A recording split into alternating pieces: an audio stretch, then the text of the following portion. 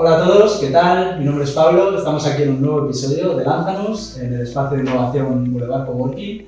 Y nada, hoy tenemos a Samuel, es el CEO de Recomienda App, tiene un proyecto muy interesante. Hoy nos metemos un poco más en los marketplaces y los proyectos que se generan después de la pandemia. Nos salimos ya de estos proyectos recién creados con menos de un año de vida. Vamos a ver un poco cómo ha sido este recorrido. Así que nada, bienvenido Samuel. Muchas gracias. Un placer. Bueno, antes de empezar un poco con qué es Recomienda App y entrar, me gustaría que nos contaras un poquito sobre ti. ¿Cómo empezaste en esto? ¿Qué te llevó a emprender? ¿Siempre habías tenido esta inquietud? Pues realmente es así, o sea, al final yo siempre tenía la mentalidad de que algo iba a emprender, ¿no? Pero la realidad es que al final te va a llevar hasta otro sitio. Y yo desde la época de instituto ya empezaba a hacer proyectos, desde organizar eventos y tal, y fiestas, a algo como muy normal, y ya me di cuenta que me gustaba mucho eso, ¿no? Entonces, siempre tuve en mente desarrollar algún proyecto, lo que ya, cuando veías que empezaba a ponerse serio, nunca lo llegamos a llevar a cabo, ¿no? Y una vez que ya terminé la carrera, pues empecé a trabajar en empresas para terceros, y he estado muchos años trabajando para terceros. Pero al final siempre tienes el rol de decir, pues esto que hago yo lo podría hacer para mí mismo, y al final estás haciendo lo típico que sí, que no estás haciendo que otros ganen mucho dinero y no sabes si tú de eso podrías vivir, ¿no? ¿A qué te dedicabas cuando has trabajado? Pues siempre me he dedicado a temas digitales. Yo antes de acabar yo estudié en el SIC, estudié marketing, y estando ahí en la carrera conocí a un chico que era de Estados Unidos y él me empezó a hablar del SEO, del posicionamiento, y me contaba que estaba pagando la carrera gracias a eso. Entonces fue algo como que me abrió los ojos y digo, ostras, esto de internet, cómo mola. Y me enseñó toda esa parte del SEO que en aquel entonces en España no estaba muy desarrollado, y cuando yo termino la carrera, pues prácticamente me estaba generando ya fondos para tener mis gastos diarios y cubrirmelos bien. Entonces, pues en ese momento fue un punto ahí en el que te planteas también que puede ser donde puedes crecer a nivel independiente, pero empiezo a trabajar en diferentes empresas y lo que me di cuenta es que tengo todavía que formarme mucho más a nivel marketing y a nivel digital, ¿no? Bueno, sí, por eso siempre te vas a dar cuenta siempre, yo creo. Me parece muy curioso, una cosa que creo que coincide todo el mundo es que siempre tenéis un emprendedor interior, que por lo que tú también lo tienes.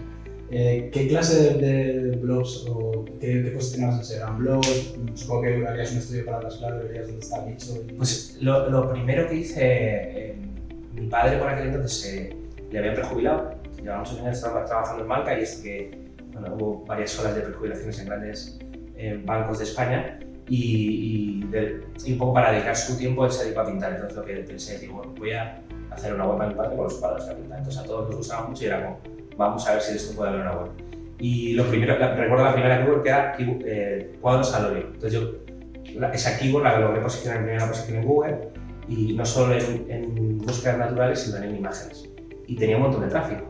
Entonces ya a partir de ahí, dices, ostras, ¿y si me ocurre? Entonces metí publicidad de AdSense y empecé a ganarme dinero con eso, y digo, ostras, esto a lo mejor puede ser para más. Entonces lo que me dedicaba era a analizar pequeños nichos de mercado donde no había mucha competencia. Entonces yo veía donde no había competencia pero había demanda, y desarrollaba productos específicos para esas keywords. Posicionaba, generaba tráfico orgánico, y con la pública ganaba dinero.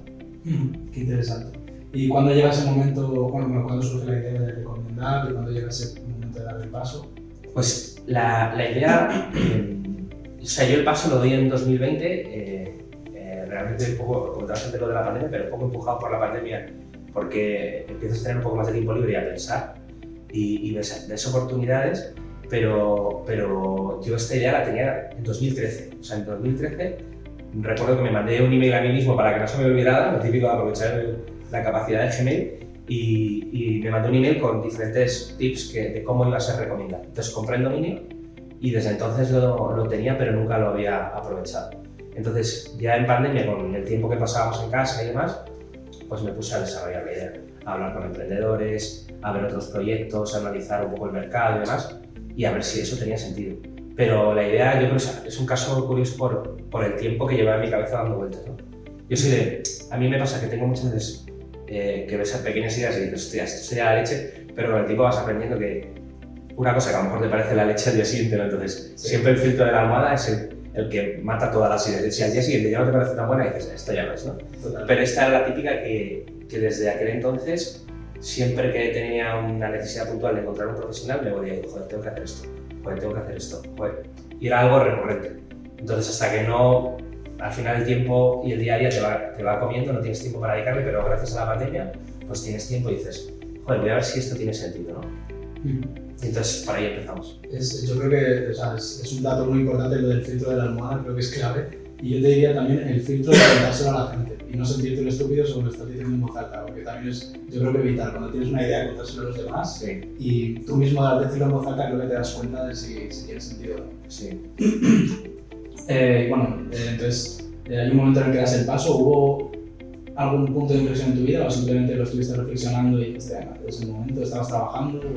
Sí, yo estaba trabajando en la empresa en la que yo estaba, dependía mucho de la hostelería, empezó a bajar mucho la actividad en la parte hostelera, pero a nivel digital crecía. Entonces hubo un momento de que había que tomar una decisión, no continuaba con determinados cambios o lo descontinuaba, por decirlo de alguna manera. Entonces vi que era el momento y me lancé. Entonces surgió esa oportunidad, quizás si no hubiera surgido no sé si me hubiera decidido, pero surgió ese momento y la verdad que no me arrepiento porque para mí es una experiencia con mucho riesgo, pero que estoy disfrutando un montón.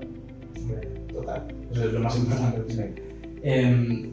¿Cómo fue ese paso? Digamos que conocías a alguien que estaba un poco en el mundillo, startup, etcétera. ¿Cómo fue tu entrada? Porque dices que tenemos muchas barreras. Yo antes de montar la primera startup estaba como diciendo, no sé nada, o sea, no tengo ni idea. ¿Accediste a algún programa o tenías contactos o te moviste tú solo? Pues LinkedIn o cómo fue. Pues la verdad que es verdad que en aquel momento como que estando todo el mundo en su casa había como mucho acceso a mucha gente, ¿no? Entonces era como que gente que había emprendido, emprendedores, inversores, como que contaban su experiencia y se abrían mucho. Entonces recuerdo que participé en un foro en el que participaba el fundador de... Ay, no me acuerdo de la aplicación. Sí, lo recordaré, pero bueno, era Iñaki Arola con una invertida suya y claro, yo había conocido a Iñaki Arola estando trabajando en el Grupo Prisa, donde había desarrollado un proyecto conjunto con su equipo, ¿no?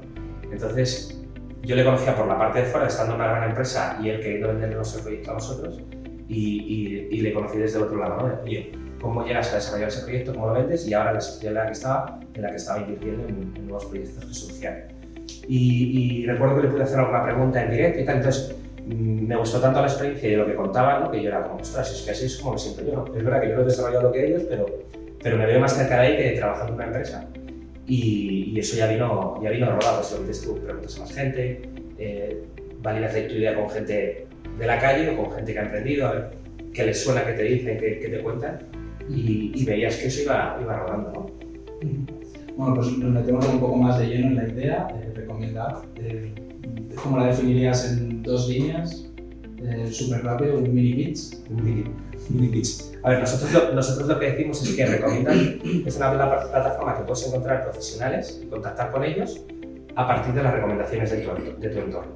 Esto sería un poco la frase corta. Explicado de otra manera, lo que tratamos es de digitalizar el boca a boca, que es lo que muchas veces nos sucede a la mayoría cuando queremos buscar un profesional.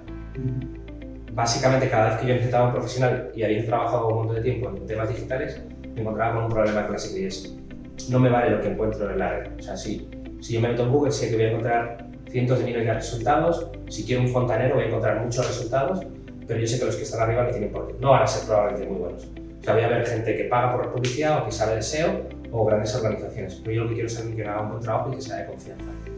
Y esto te lo digo en un fontanero, como puede ser un fisioterapeuta, un psicólogo, muchas profesiones.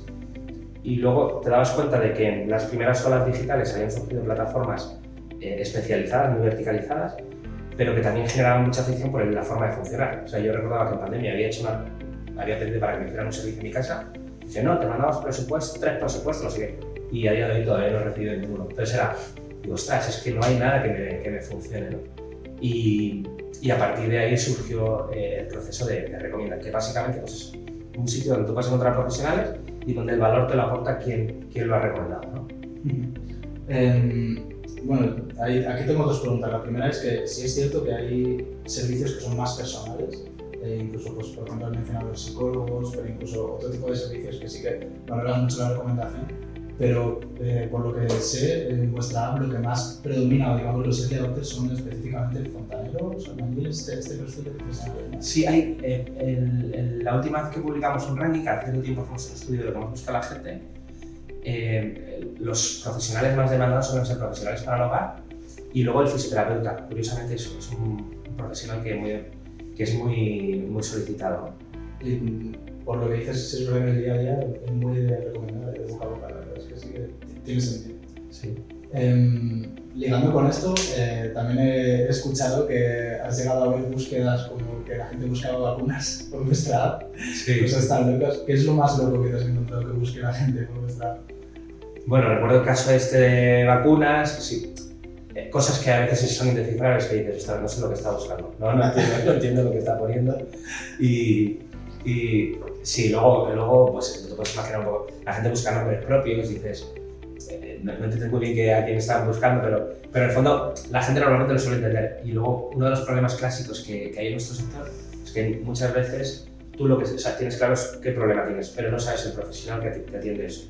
¿Me explico? Sí. O sea, normalmente todo el mundo sabe que si te duele un brazo, lo más probable, o un músculo, es tienes que asistir al fisio, o si tienes problemas de la espalda, tal. Pero hay determinadas cosas que te suceden. Hace poco me hablaba un médico y me dice, ¿cómo se llama la persona? Se te estropea la campana, ¿con quién tienes que hablar? O sea, ¿quién es la persona? Entonces, esa parte de trabajo también es una parte de trabajo nuestro, es decir, saber interpretar a partir del problema que tiene la persona, qué profesional es el que le tiene. ¿Cómo ha influido tu pasado en el SEO y tu experiencia en el SEO, tanto un poco en el go-to-market de la app, que supongo que habrás aprovechado, ¿no? Así escuchándote creo que tiene bastante sentido, pero sobre todo en tu experiencia ahora viendo las búsquedas de la app, etcétera, entendiendo al usuario, ¿cómo ha influido esta experiencia en el SEO? Pues ha influido mal. ¿Sí? O sea, sí, esta era una de las grandes decisiones que tuvimos nosotros al montar este proyecto es ¿esto tiene que ser una app o no tiene que ser una app? Y además es una de las cuestiones críticas que nos suele plantear. Y una de las cosas con la que más tienes que luchar con una app es con el posicionamiento. Al final la app tiene un contenido que puede ser muy profundo, pero está en un contexto que está cerrado, es estanco para los buscadores. Entonces tú puedes posicionar tu aplicación, pero no el resto de contenidos.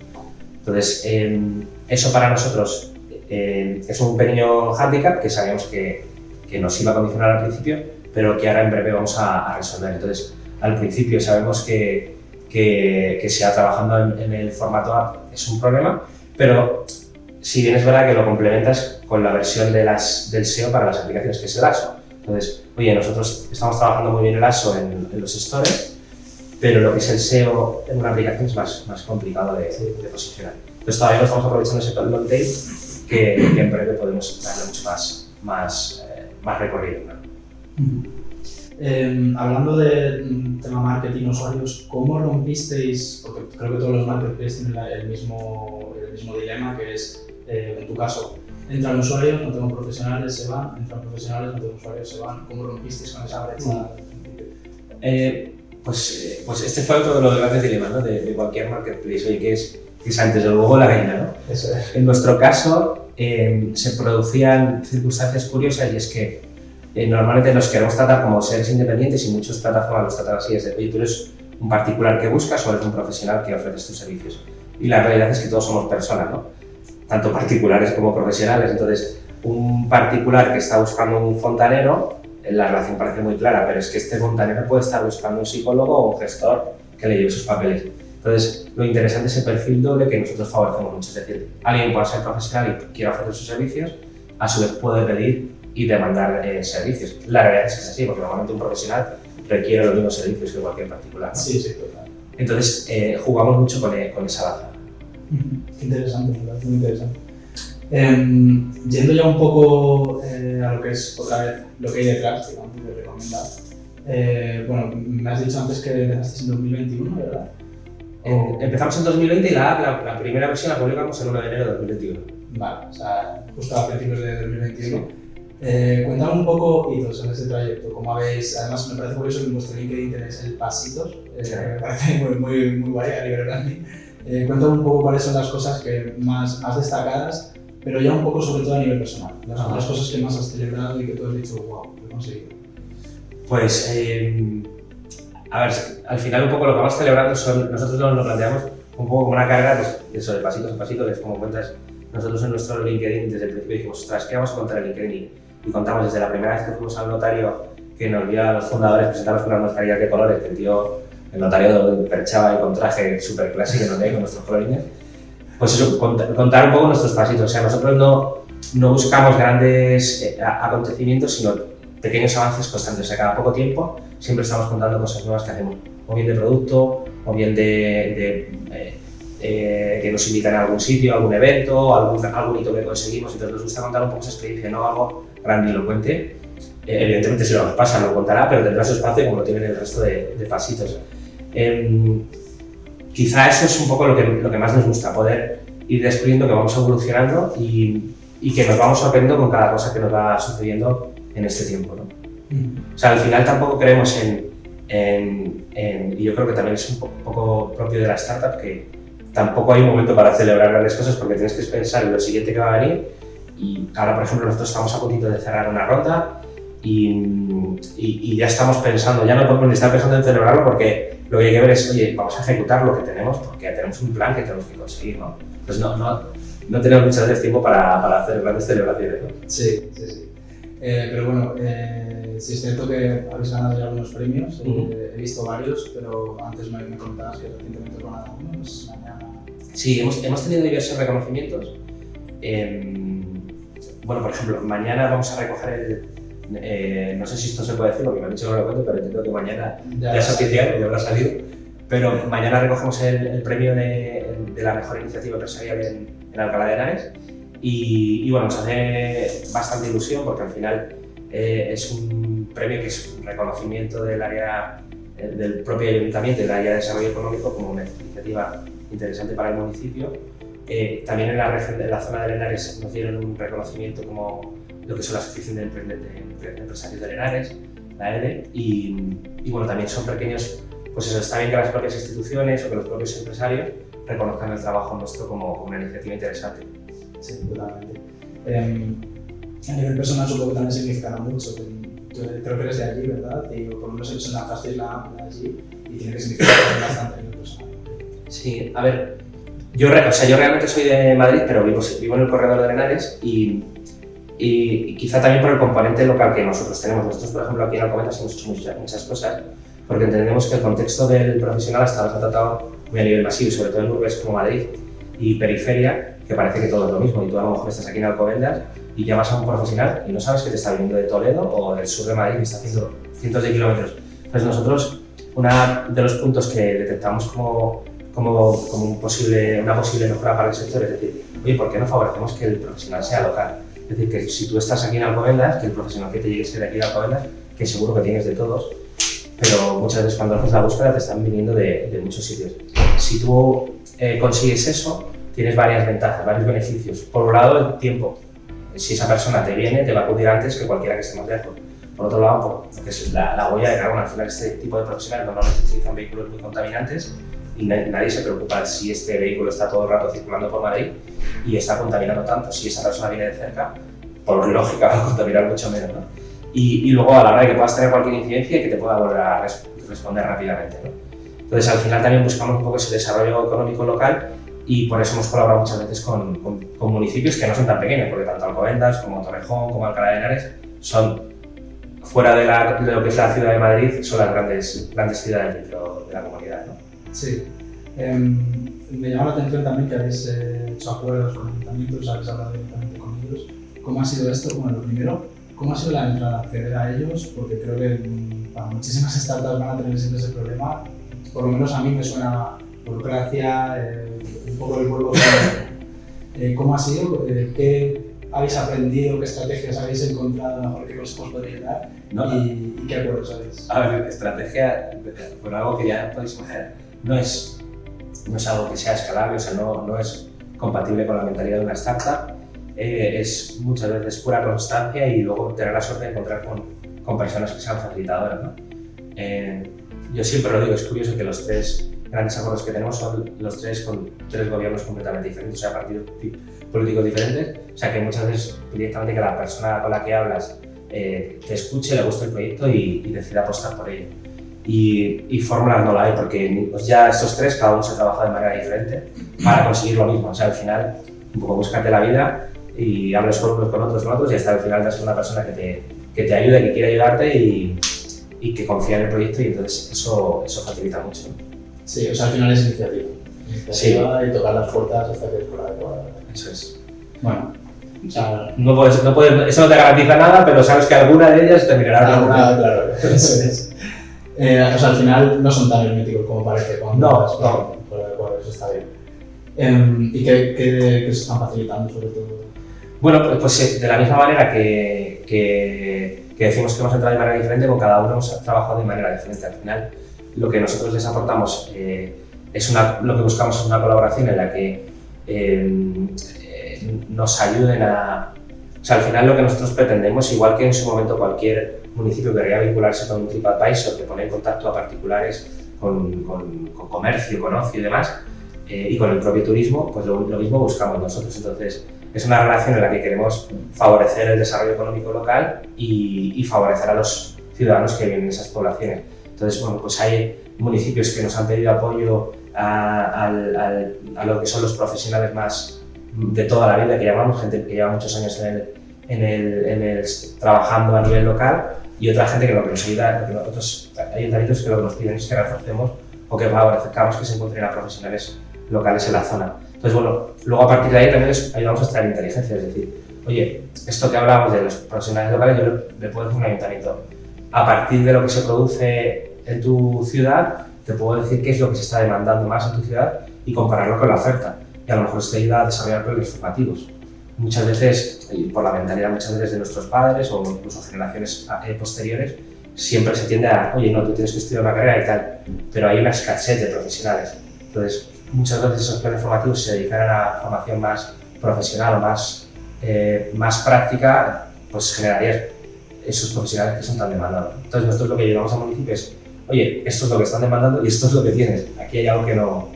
Sí, o sea, la parte de información te lo iba a decir porque es verdad que hay un componente muy interesante ahí, ¿no? Que es buscar a la gente, incluso cómo lo buscan. Eso es, totalmente. Y a veces hasta puedes extraer que prioriza el producto profesional incluso.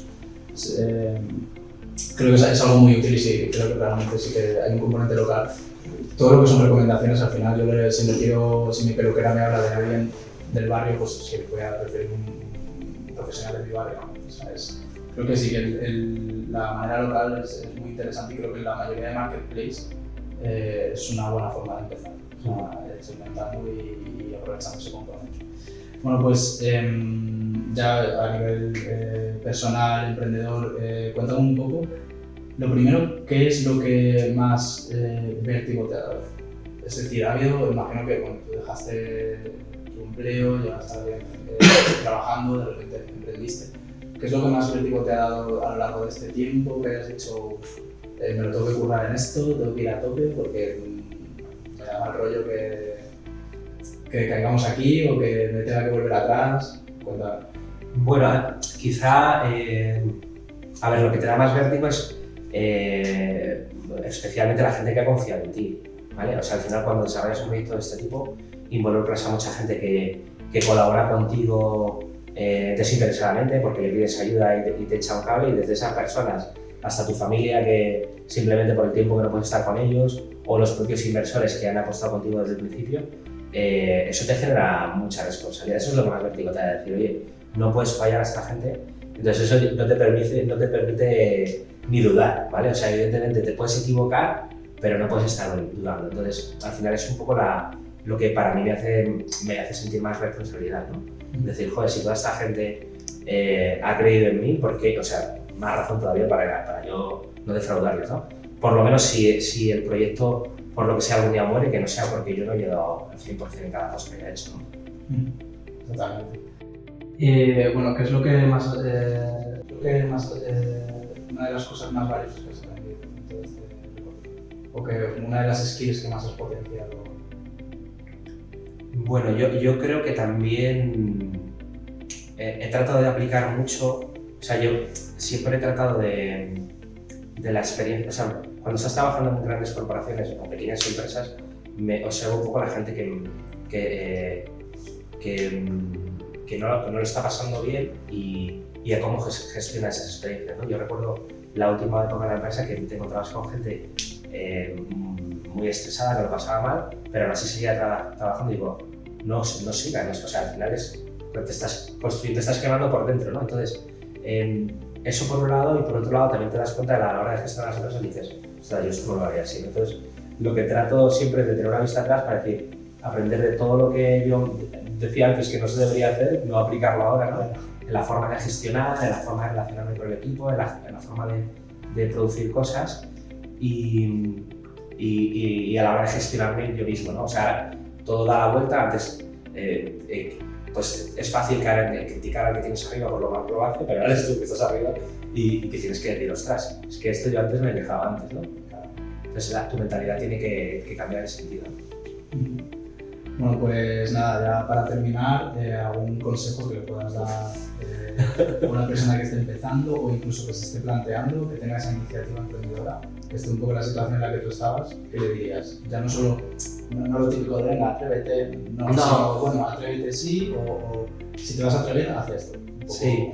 A ver, yo en el fondo, igual que te digo que estoy muy contento de haber aprendido, también asumo que es una responsabilidad que a veces da mucho vértigo. Entonces, también muchas veces me da vértigo ver determinadas personas emprender que sabes que no deberían hacerlo. Entonces, yo creo que lo principal antes de lanzarte, tener muy testado. O sea, lo interesante ahora, y también gracias a la tecnología, es que puedes validar mucho el modelo antes de implicarte demasiado. Entonces, lo interesante de cualquier persona antes de lanzar nada, que antes de meterte hasta arriba, que valides todo el modelo, si lo que estás planteando tiene sentido, que lo hables mucho, como me decía, ¿no? Habla, compártelo con gente de tu entorno, con gente ajena a ti, con otros emprendedores, y cuando ya veas la cara fea, si todavía te sigue encajando, continúas. Pero eso de emprender por emprender es una locura. Total. Bueno, pues nada más, no sé si quieres decir algo más para despedida o algo que quieras comentar. Nada, yo simplemente agradeceros a Boulevard Coworking y a ti por la entrevista y por invitarme y encantado de colaborar con vosotros. Bueno, igualmente. Bueno, y por último, me gustaría saber qué tipo de espacios, creo que todos hemos pasado por algún programa de ayuda o hemos recurrido a algún recurso, ¿cuáles son los recursos que te han ayudado a ti? ¿Qué espacios te han ayudado? Pues la verdad que nosotros tuvimos mucha suerte porque lo primero que yo tenía claro que no quería trabajar desde casa. No me preguntes por qué, pero bueno, yo prefería tener mi centro de trabajo y mi casa para descansar. Y lo primero que conseguimos fue un espacio de trabajo en Alcalá de Henares, que era de la Comunidad de Madrid. Y ahora mismo, pues, por ejemplo, estamos en la nave. O sea que para nosotros ha sido muy importante porque te da un espacio, te da un contexto de trabajo, te da un entorno rodeado con compañeros que viven situaciones como la tuya y al final es muy bueno para desarrollar tus proyectos, ¿no?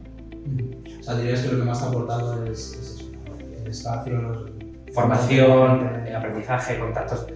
Antes me preguntabas por los ayuntamientos, hemos llegado en contacto con ayuntamientos gracias a esos espacios, o sea que todo ayuda. Si estuvieras en tu casa, hay cosas a las que no llegas. Bueno, pues nada, pues eso ha sido todo. Os dejaré la información suya en la descripción, su LinkedIn y demás. Ya sabéis, si os ha gustado suscribiros. Nos vemos en el siguiente programa. Eso es todo.